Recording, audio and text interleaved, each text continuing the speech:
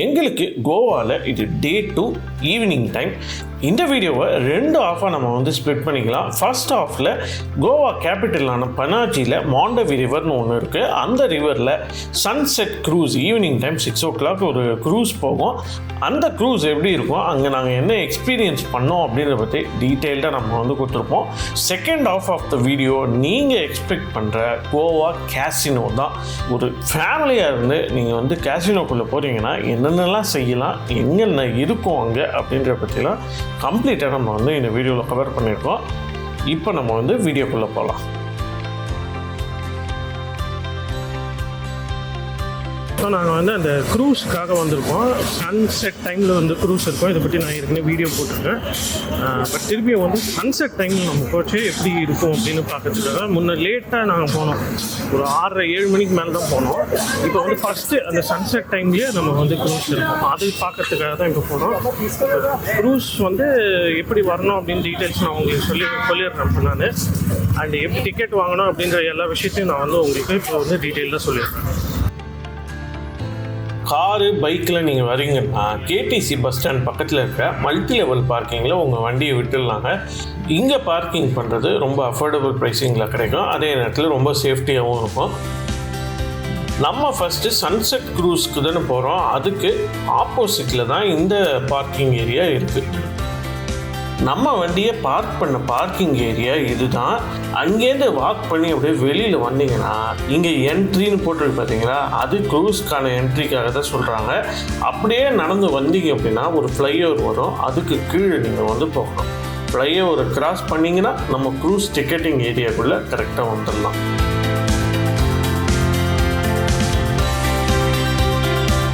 Goa boat Cruise's அப்படின்னு சொல்லி ஒரு போர்டு இருக்கும். அது உள்ளே நீங்கள் போகணும். இந்த போர்டை பார்த்துக்கோங்க. இதுக்கு எதிர்க்க ஒரு என்ட்ரி இருக்கும். அது உள்ளே போயிடுங்க. இப்போ வந்து இது வந்து பேரடைஸ் க்ரூசஸ்ஸு. இங்கே தான் டிக்கெட் வாங்கணும். டிக்கெட் முதல்ல வாங்கிட்டோம் 500 rupees per personக்கு. இது வந்து பேரடைஸ் க்ரூசஸ்ன்றது கவர்மெண்ட் நடத்துகிற க்ரூஸ். போன வாட்டி நாங்கள் வந்து ப்ரைவேட் நடத்துறதுக்கு போனோம். இப்போ வந்து இது எப்படி இருக்குது, இது கொஞ்சம் பெருசு, ரொம்ப பழையசு, 20-30 years முன்னாடியே ஸ்டார்ட் பண்ணியிருக்காங்க. இது எப்படி இருக்குது அப்படிங்கிற எக்ஸ்பீரியன்ஸ் பண்ணுறதுக்காக இப்போ டிக்கெட் வாங்கிட்டு செக்இன் பண்ணுறது ஒரு க்யூவில் நிற்க சொல்லியிருக்காங்க. இப்போ டிக்கெட் வாங்கிட்டு போனோம். நம்ம உள்ள 5:30க்கு மேலே தான் உள்ளே அலோவ் பண்ணுவாங்க. 6 o'clock அதை ஸ்டார்ட் பண்ணுவாங்க. சன்செட் டைமில் இந்த ரிவர் இருக்குது, மாண்டவி ரிவர் சுற்றி அப்படியே நடுவாங்க. அண்ட் 7 o'clock வரைக்கும் போகும். 7 o'clock ரிட்டர்ன் வந்து விட்டுருவாங்க. ஓகே, அந்த லைனும் அந்த பேரடைஸ் தான் போகுது. இந்த லைனும் இப்போ ரீசெண்டாக டிக்கெட் வாங்கினா இங்கே நிற்க வச்சுருக்காங்க. இது வாங்கிக்கிறது வந்து 500 rupees டிக்கெட்டு. அதான் ஒருத்தருக்கு 500, 1500 rupeesக்கும் இருக்கும். அது வந்து டின்னரும் சேர்த்து போல இருக்குது. அது 845க்கு. இது வந்து 500 தான் வாங்கியிருக்கோம். இதில் வந்து 500ல் வந்து சைட் சீயிங்கு, என்டர்டைன்மெண்ட் எல்லாம் இருக்குது போல இருக்குது. அதனால் என்னென்னு இல்லை, லாஸ்ட் டைம் போனோம் அதே தான். அந்த ரிவரை சுற்றி கூப்பிட்டு போவாங்க. உள்ளுக்குள்ளே டிஜே மியூசிக் இருக்கும், டான்ஸ்லாம் இருக்கும். நம்மளாம் கூட வேணால் போய் ஆகலாம். ப்ரைவேட்டில் போனதுக்கு எவ்வளோ பே பண்ணும்? அதுவும் 500 தான். 500. என்ன டிஃப்ரென்ஸ் அதுக்கு இருக்கும்? இது கொஞ்சம் பெரிய பூ. சின்ன கல் சின்ன லாபம், வெத்த கல் வெத்த லாபம். ஒன்றும் கிடையாது. அதே சும்மா வேறு டிஃப்ரெண்ட்டாக பண்ணோம் அப்படின்னா 8:45 சன்செட் டின்னர் இருக்குது. அவங்க வந்து டின்னர் எப்படி இருக்கும் அப்படின்னு கேட்டால், நீங்கள் எங்கேருந்து வரீங்க அப்படின்னு கேட்டார். நாங்கள் வந்து மெட்ராஸில் வந்து அப்போ சவுத் இந்தியன்ஸ்க்குலாம் அது ப்ரிஃபரபிள் இல்லை அப்படின்ட்டாங்க. தெரியல, எனக்கும் தெரியல பட் நீங்களும் வரீங்க அப்படின்னா நீங்கள் வந்து ட்ரை பண்ணி பாருங்கள். பார்த்துட்டு சொல்லுங்கள், கீழே கமெண்ட் பண்ணுங்கள் எப்படி இருக்குது அப்படின்னு.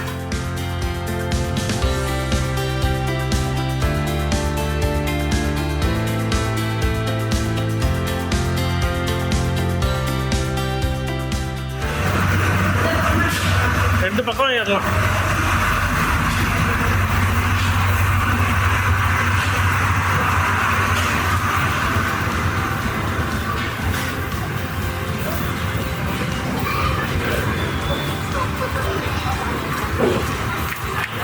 போய் உட்காரலாம்.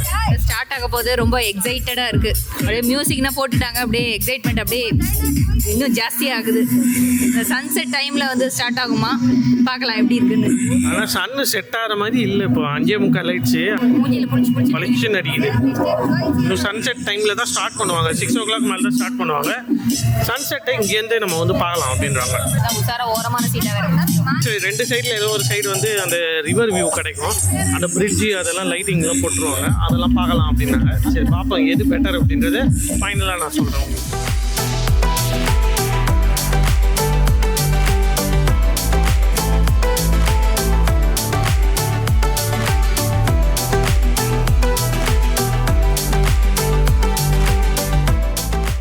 கூட்டம் எங்கேன்னு வந்ததுன்னு தெரியலங்க. திடீர்னு அந்த க்ரூஸ் ஃபுல்லுமே பார்த்தீங்கன்னா ஒரு சீட்டு கூட எம்டி இல்லைங்க. அந்தளவுக்கு ஃபுல் ஆகிடுச்சு. அதோட ஒரு 6 o'clock அந்த டைமில் க்ரூஸ் வந்து ஸ்டார்ட் பண்ணுறாங்க. நம்ம இன்றைக்கி போகிறது வந்து கவர்மெண்ட் நடத்துகிற ஓல்டஸ்ட்டு க்ரூஸு. இதை தவிர நிறைய ப்ரைவேட் க்ரூசஸ்லாம் கூட இருக்குது. ஸ்லோவாக இந்த மாண்டவி ரிவரில் வழியாக க்ரூஸ் பண்ணி போகிறாங்க. ஸ்டார்ட் பண்ணி கொஞ்சம் நேரத்தில் கோவாவை பற்றி கொஞ்சம் எக்ஸ்பிளைன் பண்ணுவாங்க. சுற்றி இருக்கிற ஏரியாவை பற்றிலாம் டீட்டெயில்ஸ்லாம் கொடுப்பாங்க நமக்கு. और बाकी समय हमारा डीजे आपके mother. Thank you for responding. That is the Atal Setu, third longest cable bridge of India. India का third longest cable bridge है. Now everyone turn around towards my right hand side. आपके सामने देखिएगा इस तरफ. आपको city नजर आ रही है? That is Panaji. As you know, Panaji Goa की राजधानी है. Yes. That is the oldest surviving building in the Panjim city. Earlier it used to be Adil Shah's palace. Later on it was Old Secretariat of Goa and now it's just the museum. அதுக்கப்புறமா அவங்க சைட்லேருந்து ஒரு 3 dance பெர்ஃபார்மன்ஸும் பண்ணுவாங்க.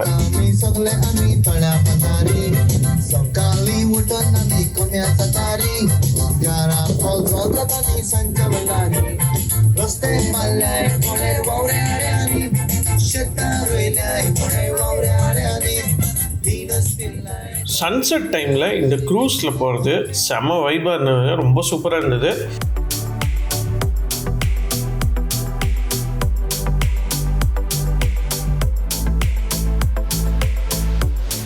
ஒரு performance அவங்க பண்ணி முடிப்பாங்க. அதுக்கப்புறமா பார்த்தீங்கன்னா நெக்ஸ்ட்டு ஆடியன்ஸ்லேருந்து நம்மளை கூப்பிட்டு பெர்ஃபார்ம் பண்ண சொல்லுவாங்க. கப்புலாக வந்து டான்ஸ் ஆடலாம், கிட்ஸு வந்து டான்ஸ் ஆடலாம், லேடிஸ் ஜென்ட்ஸ்னு தனித்தனியாக டான்ஸ் வந்து பண்ணலாம் நம்ம போயிட்டு. இதுக்கப்புறம் ஃபைனலாக எல்லாருமே சேர்ந்து அங்கே இருக்கிறவங்க அத்தனை பேரும் உள்ளே போய் அவங்களும் வந்து டான்ஸ் ஆடலாம். நாங்களும் போயிட்டு டான்ஸ் ஆடினோம். இங்கே போடுற பிஜிஎம்க்கு என்ன டான்ஸ் பண்ண சொன்னால் நாங்கள் என்ன டான்ஸ் பண்ணுறோம் பாருங்களேன்.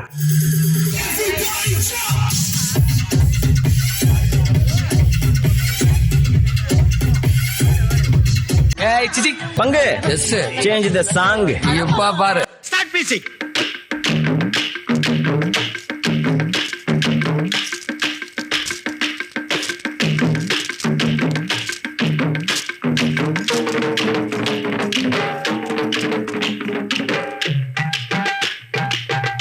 ஆனா குமுதா ரொம்ப ஹாப்பி என்னாச்சு.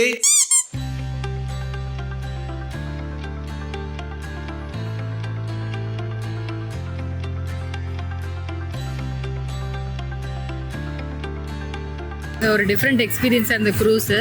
லாஸ்ட் டைமும் க்ரூஸில் போனோம். நான் சாங்ஸ்னால் பார்த்தீங்கன்னா அதே சாங் தான். அதே சாங்கு அதே மெட்டீரியல் எல்லாமே. அதாவது அது வந்து வேறு கம்பெனி க்ரூஸு. இப்போ நான் போனது வேறு கம்பெனி. ஆனால் அதே சாங்கு அதே டான்ஸ் அதே செட் ஆஃப் என்டர்டைன்மெண்ட். ஆமாம், அதே காஸ்டியூம்ஸ் எல்லாமே அதே தான். ஆனால் இது போட்டு வந்து ரொம்ப பெரிய போட்டு, நல்ல ஓப்பன் ஸ்பேஸ் மேலே நிறைய இருக்குது. நல்லா எல்லோரும் ஆட்டோ போட்டு சூப்பராக என்ஜாய் பண்ணுவாங்க. ஒரு 1 hour வந்து போனதே தெரியல. இது வந்து 6 o'clock ஒன்று இருக்குது, 7:15 இன்னொன்று இருக்குது. சம்மர் டைமில் வந்தீங்கன்னா 7:15 வாங்க. ஏன்னா வந்து அப்போ தான் சன்செட் ஆகுது.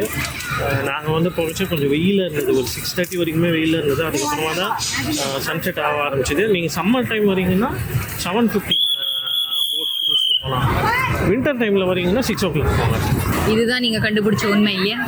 ஜப்பான்காரன் என்னென்னமோ கண்டுபிடிக்கிறா, எதை கண்டுபிடிச்சிட்டு வந்துக்குது பாரு. லாஸ்ட் டைம் நாங்கள் வந்து கோவாவுக்கு வச்சு நாங்கள் 7:15 க்ரூஸ்க்கு போயிருந்தோம். அந்த டைமில் எங்களுக்கு கிடைச்ச எக்ஸ்பீரியன்ஸ் பற்றி அந்த வீடியோவில் டீட்டெயிலாக நாங்கள் வந்து கொடுத்துருக்கேன். உங்களுக்கு இன்ட்ரெஸ்ட் இருந்தால் இந்த சன்செட் க்ரூஸ் போகிறதுக்கு முன்னாடி இந்த 2 வீடியோவும் பார்த்துட்டு அதுக்கப்புறமா உங்களுக்கு எந்த க்ரூஸில் போகணும் அப்படின்றத பற்றி நீங்கள் டிசைட் பண்ணிவிட்டு அந்த க்ரூஸை சூஸ் பண்ணி நீங்கள் வந்து போகலாம். ஓகே, இந்த வீடியோவில் நம்ம மெயின் பிக்சர் கேசினோக்கு நம்ம வருவோம். க்ரூஸ் போயிட்டு வந்துட்டு ஒரு நீண்ட போராட்டம் நடந்துட்டு போகலாம் வேணாம் அப்படின்னு சொல்லிட்டு எங்கே அப்படின்னு கேட்குறீங்களா, கேசினோக்குள்ள ஒரு 2 பேர் வேணான்றாங்க, 2 பேர் போகலாம் அப்படின்றாங்க. கட்சியில் எப்படியோ எல்லாத்தையும் கன்வின்ஸ் பண்ணி இப்போ கேசினோக்குள்ளே போயிட்டு இருப்பாங்க. என்னன்னு பார்த்துலாம், இதையும் தான் என்னன்னு பார்த்துலாம். ஒரு இன்ஃபர்மேஷன் பர்பஸ்க்காக தான் நம்ம வந்து போகிறோம். பர்சனலாக நாங்கள் வந்து ரெக்கமெண்ட் பண்ணல, அதை கேசினோ போகிறத வந்து ரெக்கமெண்ட் பண்ணல. பட் உள்ளுக்குள்ள என்னதான் இருக்குது அப்படின்னு தெரிஞ்சுக்கலாம். அண்டு நாங்கள் தெரிஞ்சதை உங்களுக்கு சொல்லலாம் அப்படின்றதுக்காக தான் நாங்கள் வந்து போகிறோம். எக்ஸ்பீரியன்ஸை ஷேர் பண்ணலாம். இதுக்கு எவ்வளோ சார்ஜ் ஆச்சு, உள்ளே என்ன இருக்குது அப்படிங்கிறதுலாம் போக போக நம்ம அப்படியே பார்த்துட்டே போகலாம். கேசினோ உள்ள வந்து வீடியோ அலோடு கிடையாது. கேசினோ விளையாடுற இடம் இருக்குது, கேம்ஸ்லாம் விளையாடுற இடம். அந்த கேம்ஸ்லாம் விளையாடுற இடத்துல நம்ம வந்து வீடியோ எடுக்கக்கூடாதுன்னா மற்ற இடங்கள்லாம் எடுக்கலாம் அப்படின்றாங்க. அது என்னென்ன அப்படின்றத நாங்கள் வந்து போயிட்டு சொல்கிறோம். நம்ம இன்னைக்கு போகிற கேசினோ பேர் மெஜஸ்டிக் ப்ரைட் அப்படின்ற கேசினோ தான். இந்த கேசினோவில் என்ட்ரி டிக்கெட்லாம் கொஞ்சம் பட்ஜெட்டாக இருக்கும். அதனால தான் நாங்கள் வந்து அதில் சூஸ் பண்ணிட்டு போகிறோம். போகிறதுக்கு முன்னாடியே ஒரு டிஸ்க்ளைமரை நான் கொடுத்துட்றேன். இந்த கேசினோக்கு நாங்கள் ஜஸ்ட்டு விசிட் பண்ணி என்ன இருக்குன்னு தெரிஞ்சுக்கிறதுக்கு தான் போகிறோம், அதை உங்களுக்கு காட்டுறதுக்கும் போகிறோம். மற்றபடி கேசினோக்குள்ளே நடக்கிற அந்த கேம்பிளிங் இது எல்லாமே நாங்கள் வந்து ப்ரொமோட் பண்ணுறதுக்காக போகலை. கேசினோ ரன் பண்ணுற ஷிப்பு மாண்டவி ரிவர் சென்டரில் இருக்குங்க. ஒரு சின்ன ஷட்டில் க்ரூஸ் மூலமாக நம்மளை வந்து அங்கே கூட்டிகிட்டு போயிடுவாங்க. ஃபஸ்ட்டு கேசினோனா என்னென்னு சிலருக்கு தெரியாது, அவங்களுக்கு மட்டும் ஷார்ட்டாக நான் என்னென்னு சொல்லிடுறேன். கேசினோன்றது நம்ம தமிழ் சினிமாவில் காட்டுவாங்க பார்த்துருக்கீங்களா, கேம்லிங் பண்ணுற கிளப்பு. அந்த மாதிரி இந்த கோவாவில் நிறைய கிளப்ஸ் இருக்குங்க. தரைக்கு மேலேயும் இருக்குது, தண்ணிக்கு மேலேயும் இருக்குது. நம்ம இன்றைக்கி பார்க்க போகிறது தண்ணிக்கு மேலே இருக்கிற ஒரு கேசினோ தான். கோவாவில் இந்த மாதிரி ஒரு 5-6 கேசினோஸ் இருக்குது. சரி, நெக்ஸ்ட் இந்த கேசினோக்குள்ளே என்ன இருக்குது, வெறும் கேம்லிங் மட்டும்தானா அப்படின்னு கேட்டிங்கன்னா அதான் இல்லை. நீங்கள் கேம்லிங் ஆடலைன்னா கூட இந்த கேசினோக்குள்ளே சும்மா போயிட்டு வரலாம். நம்ம அதுக்கு ஆளுக்கு என்ட்ரி டிக்கெட்லாம் நம்ம வாங்கிட்டு தான் போனோம். ரேட்ஸ்லாம் பல ரேஞ்சில் இருக்குது. நாங்கள் சூஸ் பண்ணது அடல்ட்ஸ்க்கு 2000 rupees அந்த ரேஞ்சில் இருக்குது, கிட்ஸுக்கு 1250 rupees. As per government rule 21 வயசு வரைக்கும் நீங்கள் கிட்ஸு தாங்க. உங்களுக்கு 21 years கம்ப்ளீட் ஆகலைன்னா நீங்கள் கிட்ஸ் டிக்கெட் வாங்கிட்டு தான் உள்ளே வர முடியும். சரி, அடல்ட்ஸ்க்கு அந்த 2000 ரூபாய் டிக்கெட் வாங்கினா என்ன கிடைக்கும் அப்படின்னு பார்த்தீங்கன்னா அன்லிமிட்டெட் மீல்ஸ் கிடைக்கும். ப்ளஸ் ஒரு 500 rupeesக்கு நீங்கள் கேசினோவில் ப்ளே பண்ணுறதுக்கான ஒரு கூப்பன் கொடுப்பாங்க. பட் இந்த 2000 rupees டிக்கெட்டில் காம்ப்ளிமெண்ட்ரி ட்ரிங்க்ஸ் கிடையாது. கிட்ஸுக்கு பார்த்தீங்கன்னா 500 rupeesக்கு கிட் ப்ளே ஏரியாவில் கூப்பன்ஸ் கொடுத்துருவாங்க. அங்கே போய் அவங்க வந்து டைம் ஸ்பெண்ட் பண்ணலாம், விளையாடலாம். இந்த கேசினோவை பொறுத்த வரைக்கும் 4 டெக்ஸ் இருக்குங்க. அதாவது 4 ஃப்ளோர் இருக்கும். ஃபர்ஸ்ட் ஃப்ளோர் அதாவது லோவர் டெக் உள்ளே என்டர் ஆனோடனே பார்த்தீங்கன்னா ப்ளே ஏரியா இருக்கும். ப்ளே ஏரியானா என்ன அப்படின்றது நான் வந்து பின்னாடி சொல்கிறேன். செகண்ட் டெக் அங்கே பார்த்தீங்கன்னா விஐபிக்காக ப்ளே ஏரியாஸ் இருக்கும். இந்த 2 ஃப்ளோர்லேயும் நம்மளை அலோவ் பண்ணவே மாட்டாங்க. ஃபோட்டோ வீடியோ கண்டிப்பாக எடுக்கவே விட மாட்டாங்க. ஒரு சிலர்லாம் கேம்லிங் பண்ணுறதே ஒரு ஹேபிட்டாக வச்சுருப்பாங்க பார்த்தீங்களா, சீரியஸாக கேம்லிங் பண்ணுறவங்க. அவங்க இந்த 2 ஃப்ளோர்லேயும் இருக்கிற ப்ளே ஏரியாவில் வந்து விளையாடுறாங்க. ஸோ இப்போ உங்களுக்கு ப்ளே ஏரியானா என்ன அப்படிங்கிறது புரிஞ்சிருக்கும். இந்த கேம்லிங் விளையாடுற இடம் தான் ப்ளே ஏரியா. நம்ம ஃபேமிலியாக போகிறோம்னா 3rd டெக்கும் 4th டெக்கும் தான் நமக்கு வந்து செட் ஆகும். இங்கே என்னெல்லாம் இருக்குன்னா இங்கே ரெஸ்டாரண்ட்ஸ்லாம் இருக்குது, அப்புறம் கிட்ஸுக்கான ப்ளே ஏரியா இருக்குது, நிறைய ஈவெண்ட்ஸ்லாம் நடக்கும், டான்ஸ் ஷோ, அப்புறம் மேஜிக் ஷோ, இந்த மாதிரிலாம் நிறைய நடக்கும். அதனால் நம்ம வந்து பார்த்து என்ஜாய் பண்ணிக்கலாம். ஈவினிங் 7 o'clock மேலே சேட் கார்னர் ஸ்டார்ட் பண்ணிடுவாங்க. வெரைட்டிஸ் ஆஃப் சேட் இருக்குங்க, எல்லாம் அன்லிமிட்டெட். நாங்கள் ட்ரை பண்ணி பார்த்ததில்ல, குவாலிட்டிலாம் ரொம்ப சூப்பராக இருந்ததுங்க.